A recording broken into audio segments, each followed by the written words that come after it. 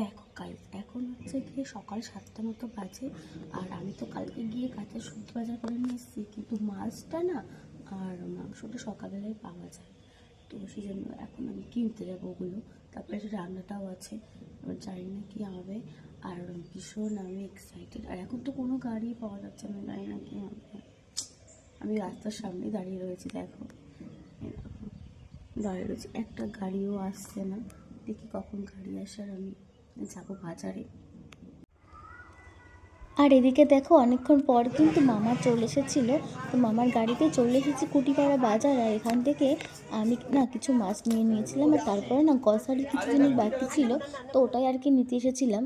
নেওয়ার পরে আর এখানে বেশ কিছু সবজি আমি নিইনি, তো সেগুলোও নিয়ে নিচ্ছিলাম। আর তারপরে না 5 রকমের মিষ্টি নিয়ে আর বাড়ি চলে এসেছি। আর ভাই ঘুম থেকে উঠে গেছে। এটা হচ্ছে কি আমার হাতে বাজার রয়েছে, বাপরে ভীষণ ভারী।